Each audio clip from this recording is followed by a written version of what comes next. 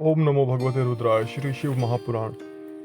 धन की संक्रांति से युक्त पौष मास में उषः काल में शिव आदि समस्त देवताओं का पूजन क्रमशः समस्त सिद्धियों की प्राप्ति कराने वाला होता है। इस पूजन में अगहनी के चावल से तैयार किए गए हविष्य का नैवेद्य उत्तम बताया जाता है। पौष मास में नाना प्रकार के अन्न का नैवेद्य विशेष महत्व रखता है। मार्गशीर्ष मास में केवल अन्न का दान करने वाले मनुष्यों को ही संपूर्ण अभीष्ट फलों की प्राप्ति हो जाती है। मार्गशीर्ष मास में अन्न का दान करने वाले मनुष्य के सारे पाप नष्ट हो जाते हैं। वह अभीष्ट सिद्धि, आरोग्य, धर्म, वेद का सम्यक ज्ञान, उत्तम अनुष्ठान का फल, इहलोक और परलोक में महान भोग, अंत में सनातन योग, मोक्ष तथा वेदांत ज्ञान की सिद्धि प्राप्त कर लेता है।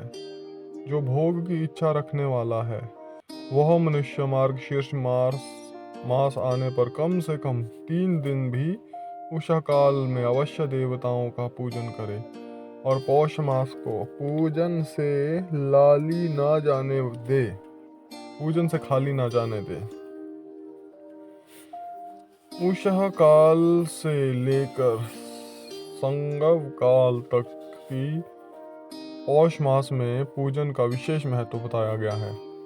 पौष मास में पूरे महीने भर जितेंद्रिय और निराहार रहकर द्विज प्रातः काल से मध्याह्न काल तक वेद माता गायत्री का जप करें।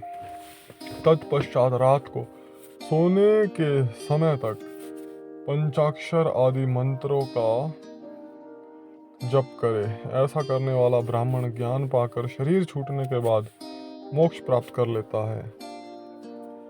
द्विजेतर नर नारियों को त्रिकाल स्नान और पंचाक्षर मंत्र के ही निरंतर जप से विशुद्ध ज्ञान प्राप्त हो जाता है। इष्ट मंत्रों का सदा जप करने से बड़े पापों का भी नाश हो जाता है। सारा चराचर जगत बिंदु नाद स्वरूप है। बिंदु शक्ति है और नाद शिव। इस तरह यह जगत शिव शक्ति स्वरूप ही है। नाद बिंदु का और बिंदु इस जगत का आधार है। ये बिंदु और नाद शक्ति और शिव संपूर्ण जगत के आधार रूप से स्थित है। बिंदु और नाद से युक्त सब कुछ शिव स्वरूप है, क्योंकि वही सबका आधार है। आधार में ही आधेय का समावेश अथवा लय होता है। यही सकलीकरण है।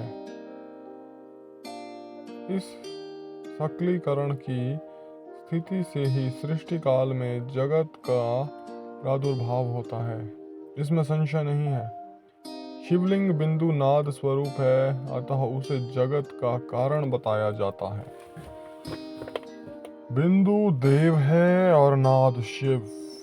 इन दोनों का संयुक्त रूप ही शिवलिंग कहलाता है। अतः जन्म के संकट से छुटकारा पाने के लिए शिवलिंग की पूजा करनी चाहिए। बिंदु रूपा देवी उमा माता है और नाद स्वरूप भगवान शिव पिता।